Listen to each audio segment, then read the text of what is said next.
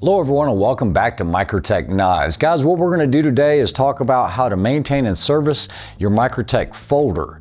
Now, we've done a ton of videos on how to service and maintain your out the front knives, and in case you missed that, if your knife is ever not firing reliably, you can always use some brake parts cleaner, flood it liberally, and then use some aerosol rim oil, put it in the opening, wipe it off, and it should get your out the front working properly. But we've never really done a video on what you should do about your folders. So the biggest thing with the switchblades is making sure that when you press the button, you get a full hit to the lock position. If it's not quick and it's slow, then you're probably going to want to go inside and put a drop of oil on each side of the actual blade. Now that can actually be done in the closed position. You can take some type of oil. Now on our folders, we do prefer a heavier viscosity oil. So something like Break-Free CLP or even like the Lucas oils, those are fine. We want a heavier viscosity than rim oil, but in case you don't have anything, rim oil will work just fine. A simple drop on each side of the blade should get it freed up and working properly. If that doesn't do it, then you can always flush it liberally with cold water. And we always recommend flushing liberally with cold water anytime you expose your knife to anything like salt water. Anytime you come out, you definitely want to flood it with that cold water to get all of that salt out of there. I actually have a knife here that was not flushed out properly, and we'll see if we can get it back running smoothly again. Now, if you press the button on your switchblade and the blade doesn't move and it just flops around freely, then you do have a broken spring, and that will have to be sent back to Microtech for warranty repair. We will cover that for you guys. They do have a lifetime warranty. Just go to the Microtech Knives website, go under the RA tab, and then you should be able to have it sent in and we'll replace that spring for you. Guys, this knife right here is 25 years old. I did have to have their spring replaced after 11 years of use, and then once again after about another 10 years. So they will last a lifetime as long as you don't lose them. But what we're going to talk about now are the manuals. So that would be something like the MSI. It's been very, very popular. And let me go over a couple of things that we look for when we're talking about the MSI. So this knife right here, if you pull the ram lock back, what we're looking for is in this position that it can fall freely, okay? The other thing is when you're closing it, just slight touching should be able, we don't want it to free fall, because then it's going to swing too much, okay? So we want it to be able to hit, but we don't want it to be able to fall from here. Now we can wiggle it and get it to fall, but that's what we're looking for, is a little bit of resistance.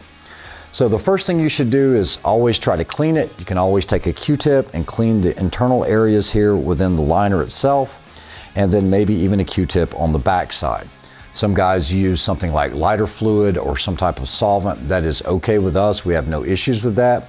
And then once again, what you're going to do is just put a little drop of oil on each side of the blade. Now that should get it up and running again, but let's say the tension is off.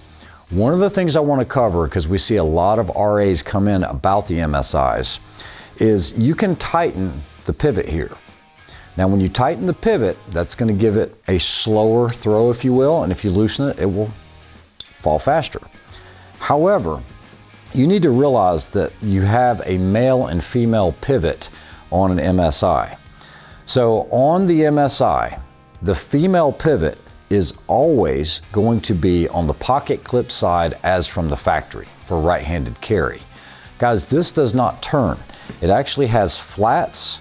And so if you put a Torx in the end of this and try to loosen the left side with the pocket clip from the factory, you're going to end up rounding out the pivot inside of there. That is not how you do it. You always have to do it from the male side or from the male screw. And that is going to be on the non-pocket clip side. So you can use the proper Torx, you can tighten it up, or you can loosen it as needed.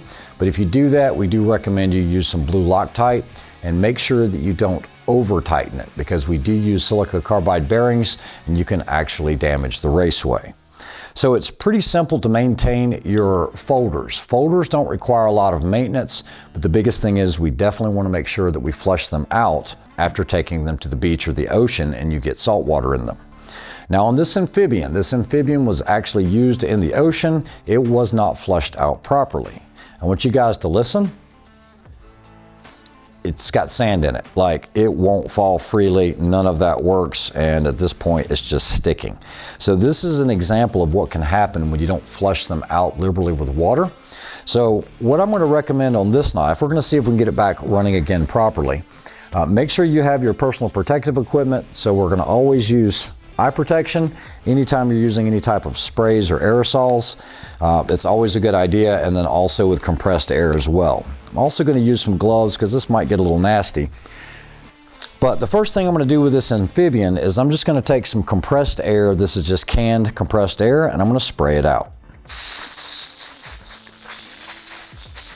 Now, this isn't going to work as well as, let's say, using an air compressor, but that's removing a lot of the sand out of here.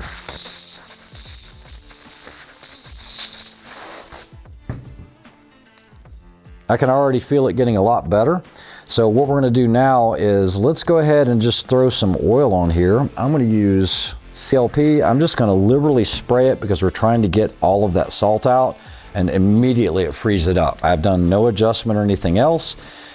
We're getting that fall on here, but I do have a lot of excess cleaner on this. So once again, we're going to wipe off any residual. I'm going to take my brake parts, or my compressed air, spray the excess out. Oh, much smoother already. Now we're getting to where we need to be with it because we've got resistance, we're hitting the fall, and just something as easy as that will get this amphibian up and running again. Now, when it comes to rust, guys, anything with a carbon content is going to rust. On this, it had a little bit of rust on that. As soon as I hit it with the oil and wiped it, it actually came off on the rag here. So it is important that if you're going to expose your knives to anything like that, being salt water or anything corrosive, that you get it sprayed off pretty quickly and get it clean pretty quickly. And guys, just like that, it is smooth, it is free, it's working properly, and there we go. So manual maintenance is pretty easy. Just follow those basic steps. Make sure you have the right tools, the right equipment, the right oil, and it's that simple. So guys, follow us for more tips on Microtech knives on Facebook, YouTube, and any of our social media platforms. You guys take care and have a great day.